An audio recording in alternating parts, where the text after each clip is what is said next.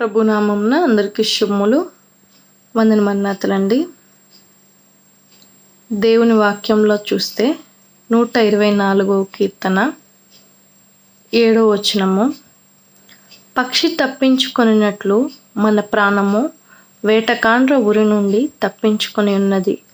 ఉరి తెంపబడెను, మనము తప్పించుకొని ఉన్నాము. భూమి ఆకాశములను సృజించిన యెహోవా నామం వల్లనే మనకు సహాయము కలుగుచున్నది. ఎలాగనంట, పక్షి తప్పించుకొనినట్లు మన ప్రాణము వేటకాండ్ర ఉరి నుండి తప్పించుకొని ఉన్నది. ఉరి తెంపబడను, మనము తప్పించుకొని ఉన్నాము. ఎలా తప్పించుకొని ఉన్నామండి? నిజానికి మనం చేసే ప్రతి ఒక్క దానికి కూడా మనం శిక్షను అనుభవించవలసి ఉంది. కానీ అలా కాకుండా మనం తప్పించుకొని ఉన్నామంటే అది కేవలం క్రీస్తు రక్తం వల్లనే, క్రీస్తు మనల్ని రక్షించిన దాన్ని బట్టే మనం తప్పించుకొని ఉన్నాం కదండి. అదే దేవుని వాక్యంలో చూస్తున్నాం, మన ప్రాణము వేటకాండ్ర ఉరి నుండి తప్పించుకొని ఉన్నది. ఉరి తెప్పబడను, మనము తప్పించుకొని ఉన్నాము. భూమి ఆకాశములను సృజించిన యెహోవా వలననే మనకు సహాయము కలుగుచున్నది. ఎక్కడి నుండి సహాయం కలుగుచున్నది అంటండి? భూమి ఆకాశములను సృజించిన యెహోవా. ఎవరైనా మీ దేవుడు ఎవరంటే ఏమనాలండి?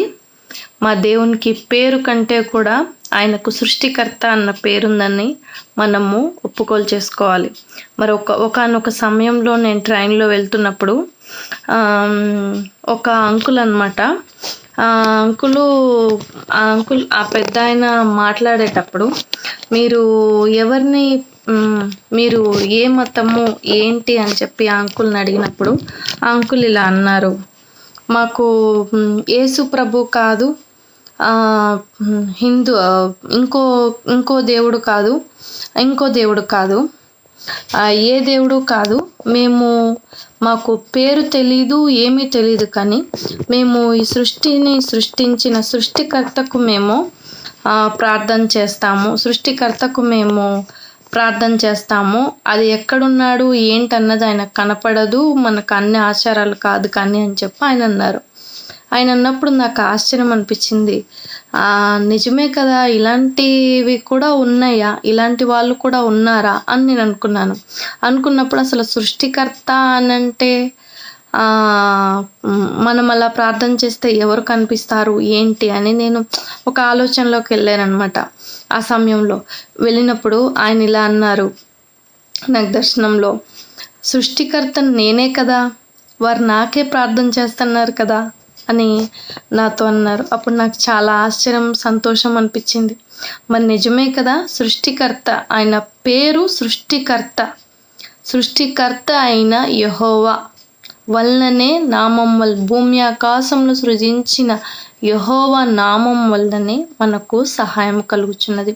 వారికి తెలిసి చేసినా తెలియక చేసినా, వారు లోకాన్ని బట్టి అయోమయ పరిస్థితిలో ఏది నిజమో ఏది అబద్ధమో అర్థం కాని పరిస్థితిలో చేసినా, వారు చేసే ప్రార్థన మాత్రం సృష్టికర్త అయిన యెహోవాకే వెళ్తుందండి.